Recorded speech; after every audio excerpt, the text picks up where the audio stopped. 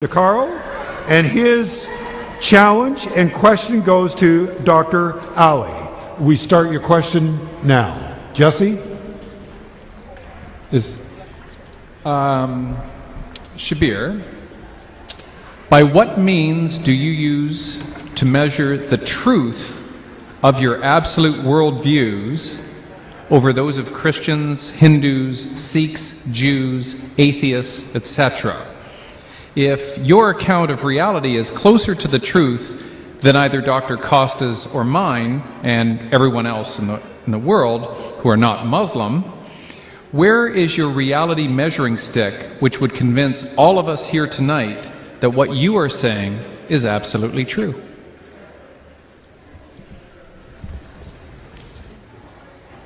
You can also come here. Please. Yeah. Thank you for that question, Dr. DeCarlo. I wouldn't answer from the point of view of absolute truth, but I would answer from the point of view of my own relative experience. Like all of us, I have a certain history. I've been educated in a certain way. I've been brought up in a certain way. I've had certain experiences in life that have led me to where I am now and what I believe now.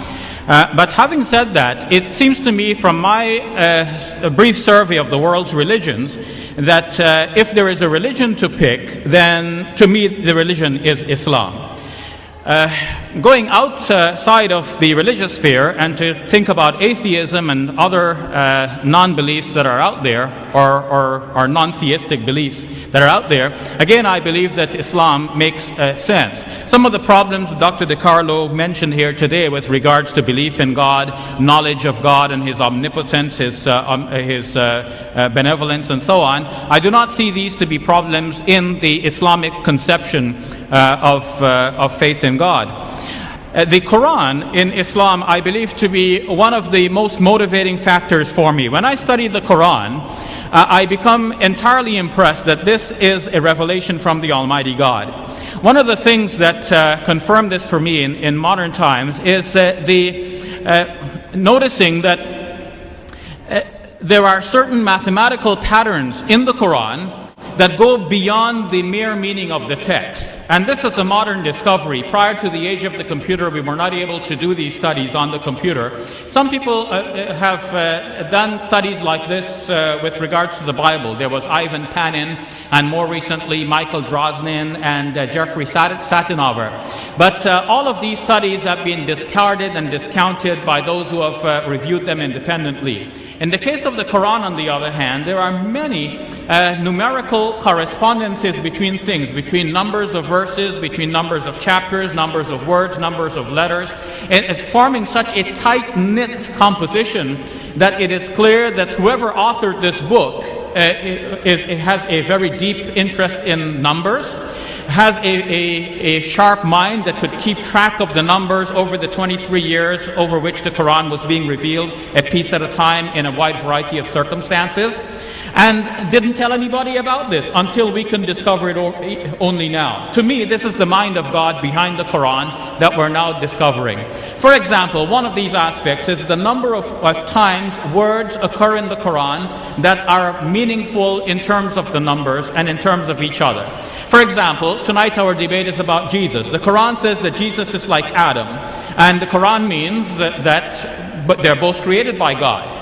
But there is another way in which Jesus is like Adam in the Quran. Each name, Jesus and Adam, occurs in the Quran 25 times. And if only once do they occur in the same verse, and another time in the same chapter. To think of the other 23 occurrences scattered in a variety of chapters in the Quran. Some chapters mention Adam but do not mention Jesus. Some mention Jesus but not Adam. And to keep count of the Prophet now reciting a piece at a time over 23 years in a variety of circumstances, how does he remember how many times he said Adam and how many times he said Jesus? More than this, the Quran mentions man, rajul, 24 times, and imra, a woman, also 24 times. The Quran mentions Satan, an angel. Satan 68 times, angel 68 times as well. The Quran contrasts this life with the life hereafter. Dunya in the Quran occurs 115 times. Akhirah, the life hereafter, also 115 times. What accounts for this phenomenon? What are the chances that you pick up a book, any book, and you ask yourself, how many times does this book mention the word day? Now, any book will tell you that there are 365 and a quarter days in a year. Now, and every child almost knows that. But what are the chances that the book mentions the word day exactly 365 times? The chance is very remote. The Quran does precisely that. If one were to count the word yawm in Arabic without any suffixes in the Quran, it occurs exactly 365 times. This is one part of a larger phenomenon in which we see that the Quran measures things. Things are measured in the Quran, and the Quran actually draws attention to this. The last verse of the 72nd chapter says that God has measured everything numerically. No one realized at the time that this was actually about the Quran as well. In fact, there are things in the Quran that are measured numerically, and we're only discovering that now. As Adam Smith said in the world of economics, there is an invisible hand guiding everything. To me, there is the invisible hand of God and the mind of God guiding the revelation and the eventual compilation of the Quran as we have it now. Thank you very much.